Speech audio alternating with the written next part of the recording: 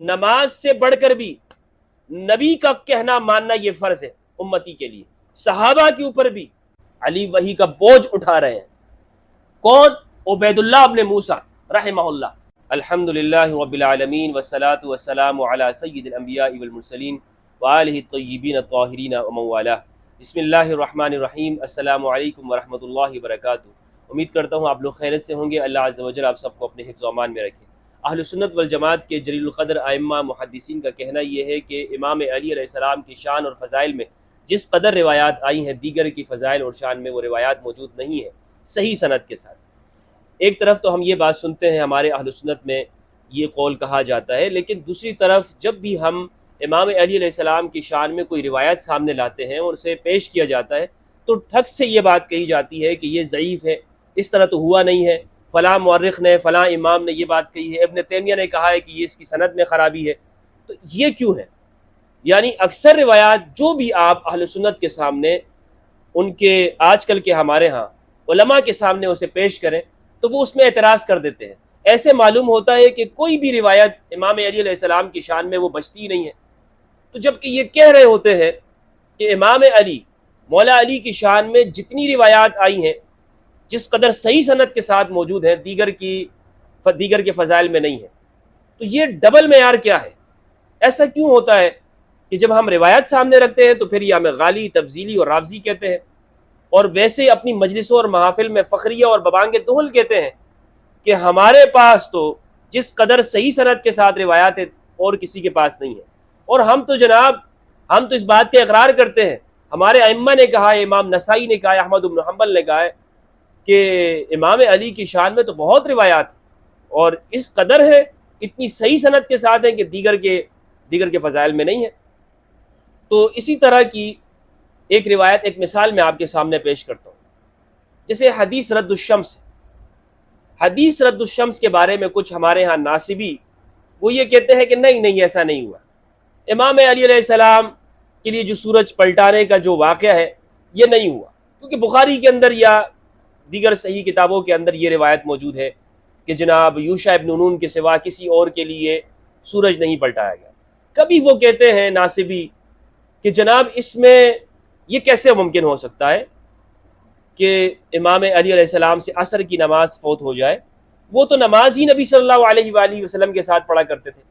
ان ناصبیوں کا طریقہ آپ چیک کریں، یہ بات ایسے کرتے ہیں جیسے کہ یہ امام علی کی فضیلت بیان کر رہے ہوں کہ نہیں ان سے نماز تو رہ نہیں سکتی، اور وہ تو نبی صلی اللہ علیہ وآلہ وسلم کے ساتھ نماز پڑھا کرتے تھے، تو اس لیے یہ جو واقعہ بیان کیا جاتا ہے سورج کے پلٹانے کا یہ ہوا ہی نہیں ہے.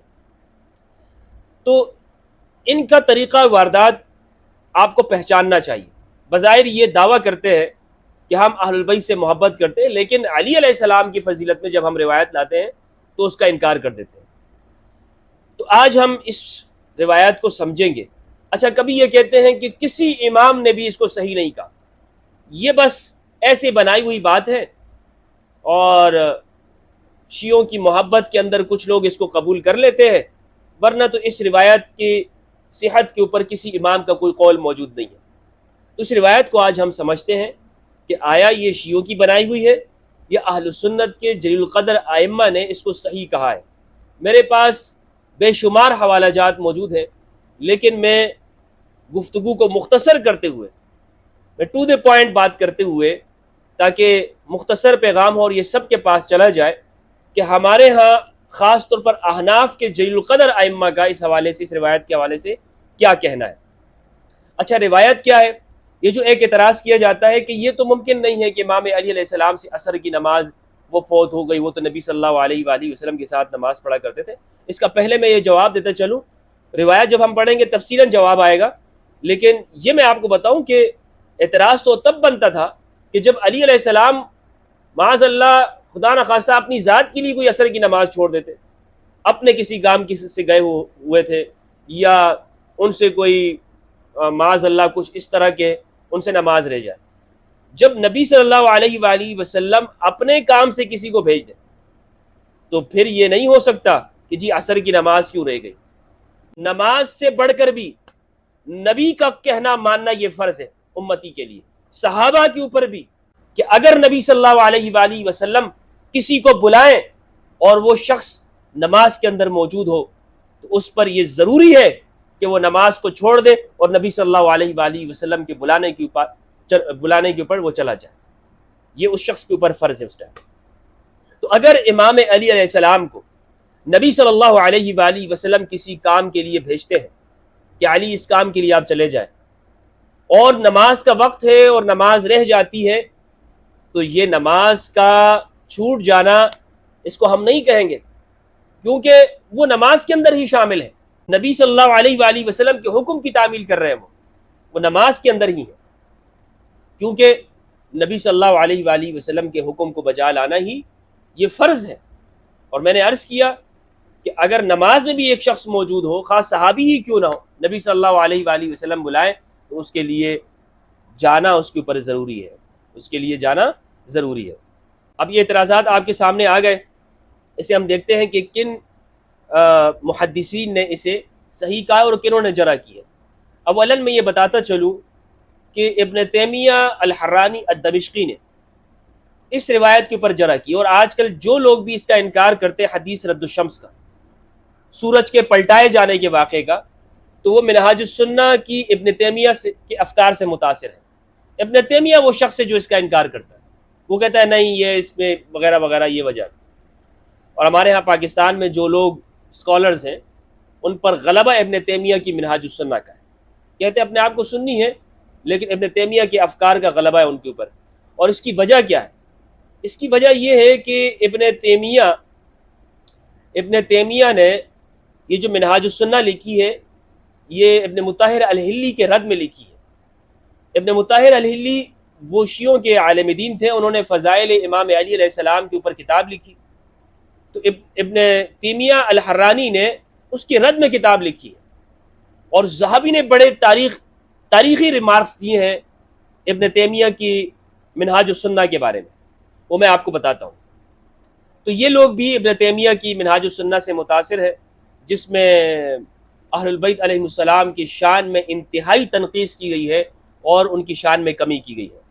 سب سے پہلے تو میں آپ کو ایک حوالہ دیتا ہوں قواعد فی علوم الحدیث کا، للعلامہ المحقق المحدث الفقیہ ظفر احمد العثمانی التھانوی کی.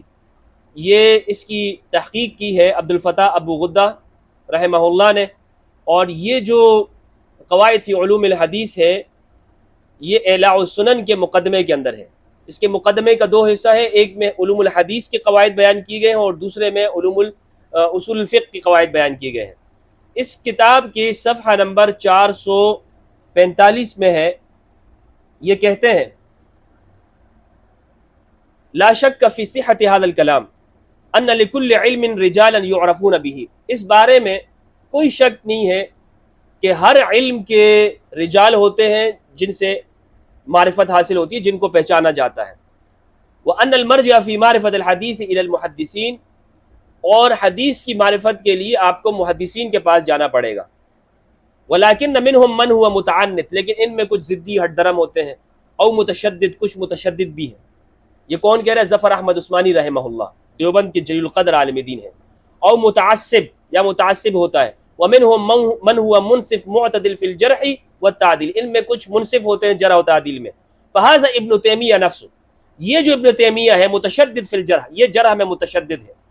فقط قال الحافظ فی لسان المیزان، حافظ نے لسان المیزان میں کہا ہے وجدته كثير التجاهل الى الغايه في رد الاحاديث التي يوردها ابن مطهر الحلی اور الرافضی مصنف کتاب فی فضائل علی رضی اللہ عنہ. ابن حجر اسقلانی نے لسان المیزان میں کہا ہے کہ میں نے ابن تیمیہ کو یہ دیکھا ہے کہ یہ ابن مطہر الحلی کے اوپر رد کرتے ہوئے یہ انتہائی درجے کی یہ احادیث کو رد کرنے میں رد کر دیتے ہیں. انتہائی درجے میں ان کو میں نے دیکھا ہے کہ یہ کیا کر دیتے ہیں، یہ احادیث کو رد کرتے ہیں. وَإِن كَانَ مُعَظَّمُ ذَلِكَ مِنَ الْمَوْضُوعَاتِ وَالْوَاهِيَاتِ لَكِنَّهُ رَدَّ فِي رَدِّهِ كَثِيرًا مِنَ الْأَحَادِيثِ الْجِيَادِ الَّتِي لَمْ يَسْتَحْضِرْ مَوَانَّتَهَا حَالَةَ التَّصْنِيفِ. لیکن اس نے ابن تیمیہ نے ابن مطہر الحلی کے اوپر رد کرتے ہوئے اکثر جید قسم کی احادیث کو بھی رد کر دیا ہے. اس کی وجہ یہ ہو سکتی ہے کہ مستحضر نہیں ہوں گے ان کے ذہن کے اندر روایات، کیونکہ انہوں نے اپنے حافظے سے یہ تصنیف کی ہے، لأنه كان لاتساعه في الحفظ، کیونکہ وہ ان کا حفظ وسیع تھا، يتكل على ما في صدری، تو اپنے صدر کے اوپر، دل کی جو حافظے میں جو محفوظ تھی اس کے اوپر وہ بھروسہ کرتے تھے۔ والانسان عائد للنسیان، اور انسان وہ بھولنے کا انعام ہے۔ وکم من مبالغۃ لتوہین کلام الرافضی ادته احیانا الى تنقیص علی رضی اللہ عنہ، اور بسا اوقات اس ابن مطہر الحلی کے رد کرتے ہوئے ابن تیمیہ یہ توہین علی کی طرف چلا جاتا ہے۔ یہ کس کے الفاظ ہیں؟ ابن حجر اسقلانی رحمہ اللہ کے۔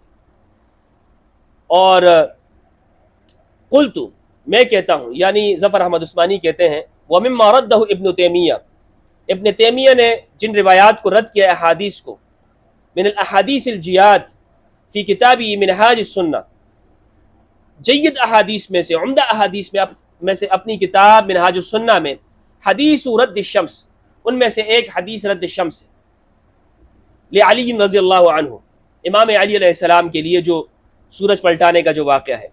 وَلَمَّا رَأَى الطَّحَاوِيُّ قَدْ حَسَّنَهُ وَأَثْبَتَهُ، جب ابن تیمیہ نے دیکھا کہ امام طحاوی رحمہ اللہ، صاحب شرح مشکل المآثار رحمہ اللہ، انہوں نے اس کو قد حسنہ واثبتہ، کہ انہوں نے اس کو حسن قرار دیا ہے اور اس کو ان احادیث کو مضبوط مانا ہے، ان کو صحیح قرار دیا ہے، جعل یجرح الطحاوی بلسان ذلق وکلام طلق، تو وہ امام طحاوی کے اوپر ایسی تنقید کر دیتا ہے، بالکل اپنی زبان کھول کر وہ امام طحاوی رحمہ اللہ کے اوپر تنقید کرتے ہیں۔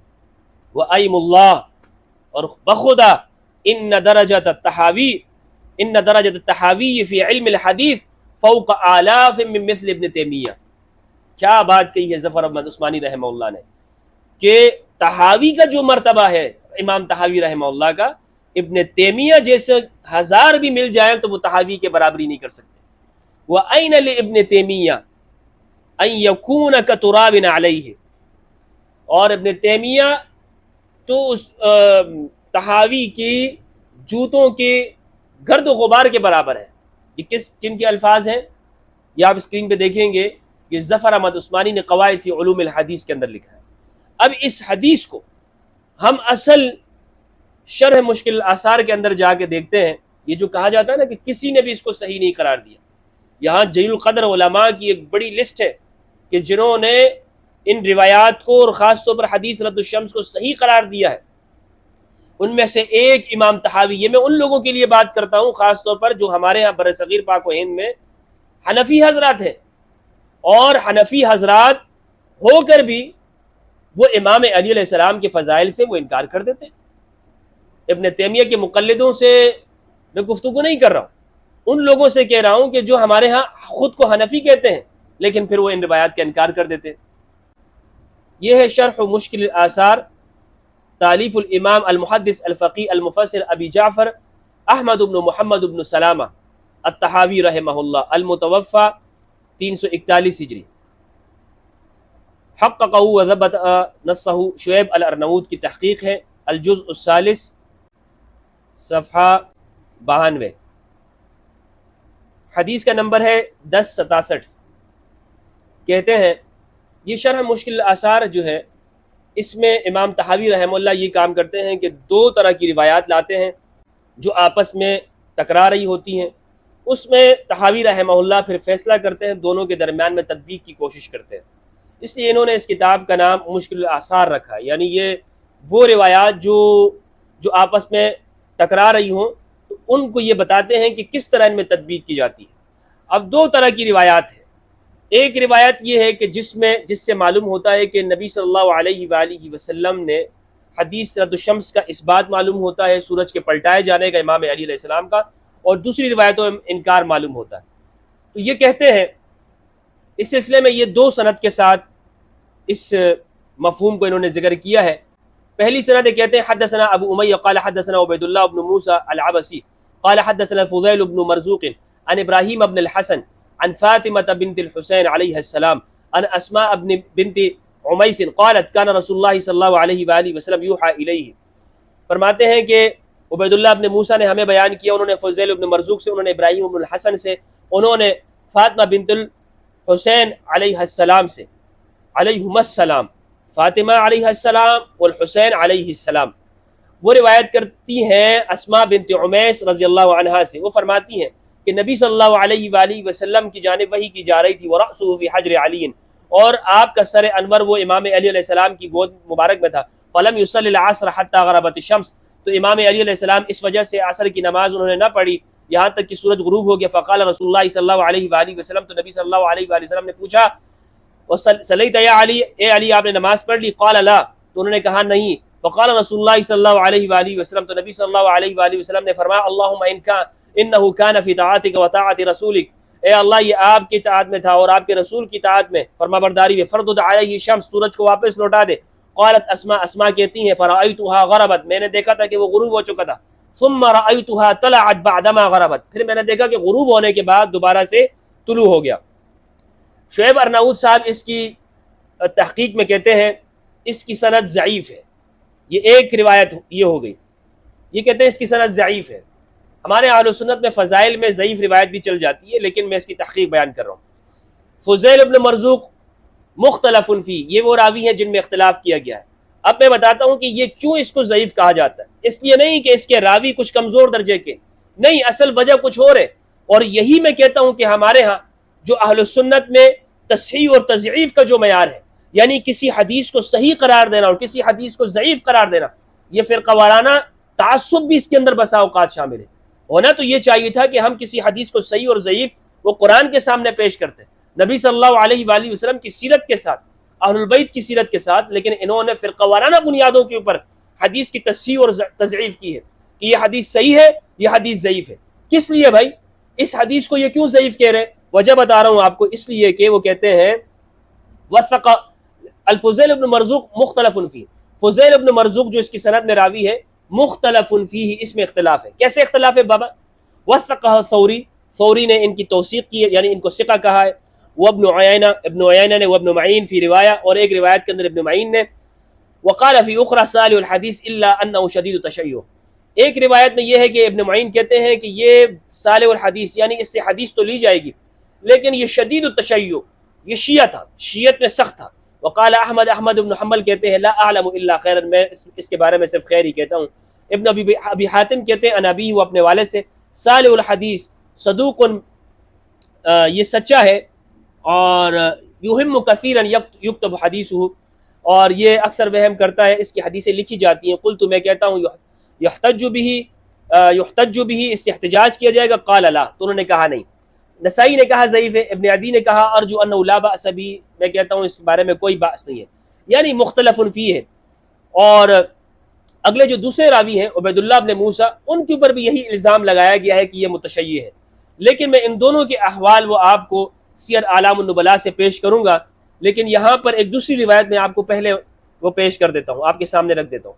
دوسری سند کے ساتھ روایت کرتے حدثنا علی بن عبد الرحمن بن محمد بن المغیرہ، ہمیں بیان کیا علی بن عبد الرحمن بن محمد بن المغیرہ نے، وہ کہتے ہیں حدثنا احمد بن صالح، ہمیں احمد بن صالح نے روایت کی، وہ کہتے ہیں حدثنا ابن ابی فدیک، ہمیں بیان کیا ابن ابی فدیک نے، ہمیں بیان کیا محمد بن موسیٰ نے، انہوں نے عون بن محمد سے، انہوں نے اپنی والدہ ام جعفر علیہ السلام سے، ان اسماء بنت عمیس، ان اسماء بنت عمیس، انہوں نے اسماء بنت عمیس سے، ان النبی صلی اللہ علیہ وآلہ وسلم، کہ نبی صلی اللہ علیہ وآلہ وسلم نے صلی الظہر بالصحبہ، ظہر کی نماز پڑھائی صحابہ میں، خیبر کے قریب مقام ہے، ثم ارسل علی علیہ السلام، پھر ظہر کے بعد نبی صلی اللہ علیہ وآلہ وسلم نے امام علی کو کسی کام کے لیے بھیج دیا، فی حاجت، کسی کام میں، فرجع، تشریف لائے، وقد صلی النبی العصر، تو نبی صلی اللہ علیہ وآلہ وسلم عصر کی نماز پڑھ چکے تھے۔ اب یہ دیکھیں کہ یہ جو لوگ کہتے ہیں کہ امام علی علیہ السلام سے نماز کیسے قضا ہو سکتی ہے، وہ تو نبی صلی اللہ علیہ وآلہ وسلم کے ساتھ نماز پڑھا کرتے تھے۔ بھائی بات تو تب تھی کہ جب وہ اپنے کسی کام کے لیے جاتے اور نماز یعنی وہ چھوڑ دیتے اور نبی صلی اللہ علیہ وآلہ وسلم موجود ہوتے اور نماز نہ پڑھتے، لیکن نبی صلی اللہ علیہ وآلہ وسلم نے اپنے کام کے لیے بھیجا تھا۔ تو یہ دھوکہ دیتے ہیں، پوری روایت بھی لوگوں کے سامنے نہیں پڑھتے ہیں ناسبی۔ فوضع النبی رأسہ فی حجر علی، تو نبی جب واپس تشریف لائے امام علی علیہ السلام عصر کے وقت میں، تو نبی صلی اللہ علیہ وآلہ وسلم نے اسی وقت کیا کیا؟ اپنے سر کو امام علی علیہ السلام کی گود میں رکھ دیا. فلم یحرک حتی غابت الشمس. تو اب وحی کا سلسلہ شروع ہوا، تو نبی صلی اللہ علیہ وآلہ وسلم پہ وحی آنے کا سلسلہ شروع ہوا. اور امام علی جانتے ہیں کہ عصر کی نماز نہیں پڑھی، لیکن ادب دیکھیے، ادب مصطفیٰ دیکھیے. نماز معلوم ہے کہ وقت جا رہا ہے، لیکن ادب مصطفیٰ حائل ہو رہا ہے کہ نبی صلی اللہ علیہ وآلہ وسلم کا ادب وہ اس درجے کا ہے کہ اپنے آپ کو ہلانا نہیں ہے. اور صحابہ کہتے تھے، بخاری کی روایت ہے کہ نبی صلی اللہ علیہ وآلہ وسلم کے اوپر جب وحی آتی تھی تو صحابہ کو معلوم ہوتا تھا کہ جیسے کہ ہمارے اوپر پورا پہاڑ کہیں، یعنی اتنا وزن معلوم ہوتا تھا، کیونکہ الثقل العظیم نازل ہو رہا ہے. لیکن علی علیہ السلام نے حرکت بھی نہیں کی. علی علیہ السلام نے نبی صلی اللہ علیہ وآلہ وسلم کا سر مبارک جو گود میں رکھا ہوا تھا اسی طرح سر میں گود میں رکھا ہوا ہے، اور ذرہ بھی جنبش نہیں کی، اپنے آپ کو ہلایا بھی نہیں کہ کہیں محمد مصطفیٰ صلی اللہ علیہ وآلہ وسلم کے آرام میں خلل نہ آ جائے، پیارے حبیب کے آرام میں خلل نہ آ جائے. یہ ہے امام علی علیہ السلام کا تعلق نبی صلی اللہ علیہ وآلہ وسلم کے ساتھ، کہ اپنے آپ کو جنبش بھی نہیں دیتے ہیں اور وحی کا بوجھ بھی اٹھا لیتے ہیں. علی وحی کا بوجھ اٹھا رہے ہیں. فقال النبی، اچھا، فلم یحرک حتی غابت الشمس. تو امام علی نے کوئی حرکت نہیں دی یہاں تک کہ سورج غروب ہو گیا. سورج غروب ہو گیا. فقال النبی صلی اللہ علیہ وآلہ وسلم، اللہم ان عبدک علیا احتبس بنفسی علی نبیک. یا اللہ، علی نے اپنے آپ کو تیرے نبی کی وجہ سے روکے رکھا، تیرے نبی کی ذات کی وجہ سے اپنے آپ کو روکے رکھا. فرد علیہ شرقہا، فرد علیہ شرقہا، تو اے اللہ اس کے لیے سورج کی روشنی کو لوٹا دے. قالت اسماء رضی اللہ عنہ کہتی ہیں، فطلعت الشمس حتی وقعت علی الجبال وعلی الارض. تو ہم نے دیکھا کہ سورج طلوع ہوا، واپس آیا، یہاں تک کہ پہاڑوں کے اوپر، زمین کے اوپر اس کی روشنی ہوئی. ثم قام علی، پھر علی اٹھے، فتوضا وصلی العصر، وضو کیا، عصر کی نماز پڑھی. ثم غابت، پھر وہ سورج غروب ہو گیا. وذالک فی الصحابہ فی غزوۃ خیبر، اور یہ غزوہ خیبر کے موقع پر صحابہ کے مقام میں یہ واقعہ ہوا تھا. آگے امام طحاوی رحمہ اللہ کہتے ہیں، انتہائی اہم بات کہتے ہیں فاحتجنا ان نعلم من محمد بن موسیٰ المذکور فی اسناد ھذا الحدیث. معلوم ہونا چاہیے کہ ہم نے جو دلیل لی ہے اس سند سے، تو اس میں محمد بن موسیٰ کون ہے؟ فاذا ہوا محمد بن موسیٰ المدنی المعروف بالفطری، وہ محمد بن موسیٰ المدنی ہے. وہو محمود فی روایتہ، اور یہ اپنی روایت کے اندر محمود ہیں. واحتجنا ان نعلم من عون بن محمد المذکور فیہ، اور ہمیں معلوم ہونا چاہیے کہ عون بن محمد کون ہے اس میں. فاذا هو عون بن محمد بن علی بن ابی طالب، تو وہ عون ابن محمد ابن علی ابن ابی طالب ہے علیہم السلام. واحتجنا ان نعلم من امہ، اور ہمیں یہ معلوم ہونا چاہیے کہ ان کی والدہ کون ہے. التی روا عنہا ھذا الحدیث، کہ جن سے انہوں نے یہ روایت نقل کی ہے. فاذا ہی ام جعفر ابنۃ محمد ابن جعفر ابن ابی طالب. فقال قائل، تو ایک قائل کہہ سکتا ہے، کیف تقبلون ھذا وانتم تروون عن ابی ہریرہ رضی اللہ عنہ، تم یہ روایت کیسے قبول کرتے ہو جبکہ تم خود ہی روایت کرتے ہو ابو ہریرہ رضی اللہ عنہ سے، وہ نبی صلی اللہ علیہ وآلہ وسلم سے، وہ روایت کہ جو اس روایت کے مخالف ہے. فذکر ما، تو پھر انہوں نے وہ روایت ذکر کرتے ہیں، لم تحتبس الشمس علی احد الا لیوشع، کہ سورج کسی ایک کے لیے بھی نہیں رکا سوائے یوشع ابن نون علیہ السلام کے لیے. دوسری روایت ہے، عن ابی ہریرہ قال رسول اللہ صلی اللہ علیہ وآلہ وسلم لم ترد الشمس مذ ردت علی یوشع ابن نون لیالی سار الی بیت المقدس، کہ سورج کسی کے لیے نہیں پلٹایا گیا جب سے یوشع ابن نون کے پر پلٹایا گیا ہے، لیالی سار الی بیت المقدس، کہ جو وہ بیت المقدس کی طرف جن راتوں میں انہوں نے سفر کیا. فکان جوابنا له فی ذلک بتوفیق اللہ وعونہ، اس کا جواب دیتے ہوئے امام طحاوی فرماتے ان هذا الحدیث قد اختلف علینا راویہ لنا فیہ علی ما قد ذکرنا عن کل واحد منہما مما قد رواہ لنا علیہ.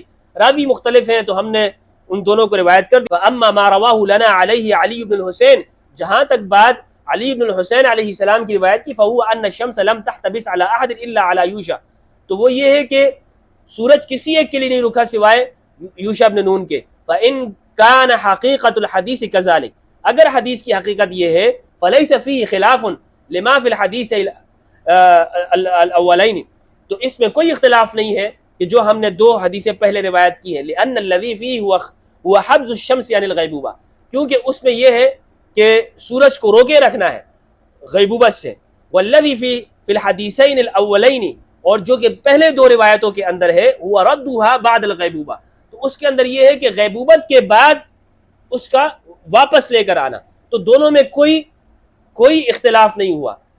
جو ابو ہریرہ رضی اللہ عنہ سے ہے اس سے معلوم ہوتا ہے کہ سورج کو روکے رکھا، یعنی وہ ابھی غروب نہیں ہوا یوشع بن نون کے لیے، اور جو امام علی علیہ السلام کے لیے ہے تو اس سے معلوم ہوتا ہے کہ سورج غروب ہو گیا تھا، اس کو دوبارہ سے پلٹایا گیا، تو اس لیے دونوں روایتوں کے اندر کوئی تضاد نہیں ہے۔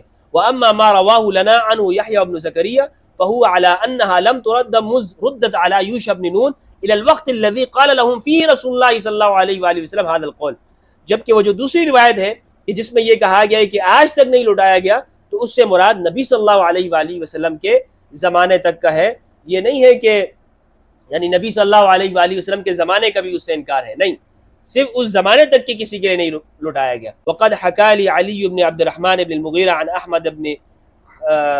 احمد بن صالح انه كان يقول لا ينبغي لمن كان سبيله العلم التخلف عن حفظ حديث اسماء الذي رواه لنا عنه لانه من اجل علامات النبوة۔ اور یہ بہت بڑے عظیم محدث احمد بن صالح رحمہ اللہ، جلیل القدر محدث ہے، وہ کہا کرتے تھے، امام طحاوی نے ان کا قول نقل کیا ہے، لا ينبغي لمن كان سبيله العلم التخلف عن حفظ حدیث اسماء، کہ جو علم چاہتا ہو اور علم حدیث چاہتا ہے تو وہ اس حدیث سے پیچھے نہ رہے جسے اسماء بنت عمیس روایت کرتی ہیں، کیونکہ یہ علامات نبوت میں سے ہے، یہ وہ روایت ہے کہ جو نبوت کی علامات میں سے ہے، جو نبوت کی علامات میں سے ہے، اس لیے اس کا انکار نہیں کیا جا سکتا ہے۔ اب میں آپ کو اس میں جو فضیل ابن مرزوق تھے ان کی حالات زندگی میں آپ کو سیر اعلام النبلاء سے سنانا چاہتا ہوں۔ فضیل ابن مرزوق، یہ میرے سامنے سیر اعلام النبلاء ہے، جلد نمبر 7، صفحہ نمبر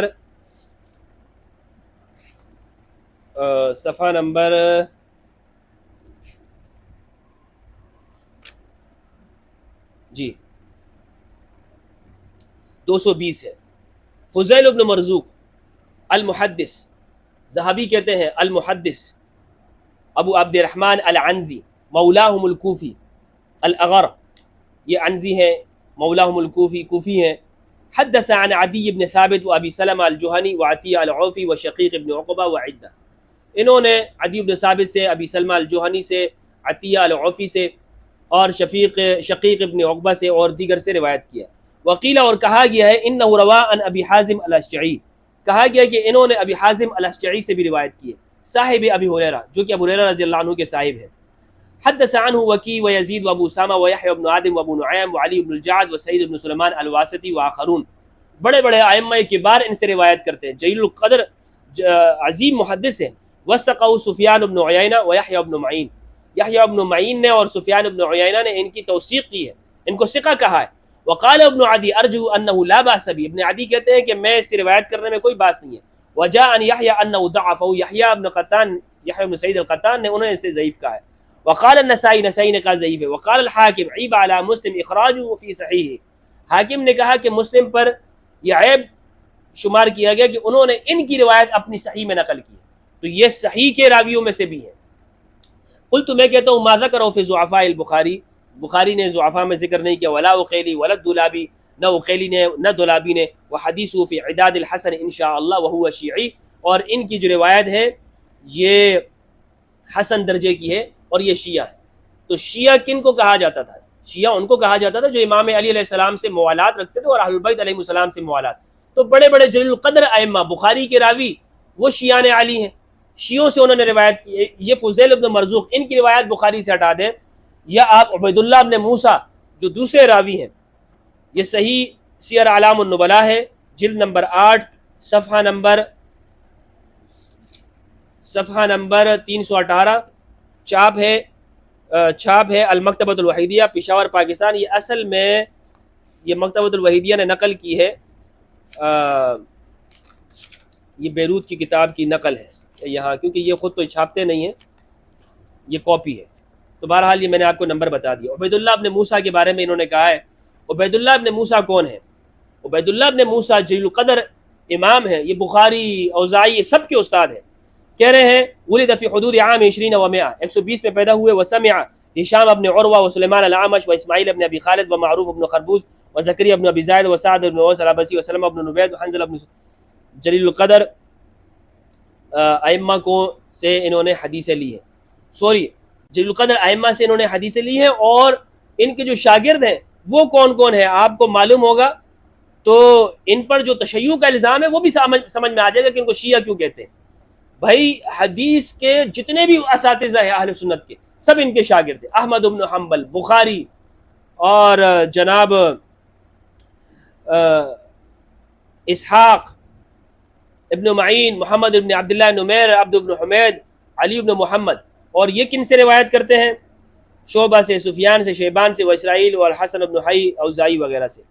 وکان من حفاظ الحدیث مجودا للقرآن، یہ حفاظ حدیث میں تھے، قرآن کو تجوید سے پڑھا کرتے تھے. اچھا وحدث عنہ، ان سے روایت کی احمد بن حنبل نے قلیلا کم. کان یکرہ لبدعۃ ما فی، وہ ان کو ناپسند کرتے تھے کسی بدعت کی وجہ سے. وہ بدعت کیا تھی آگے میں بتاؤں گا.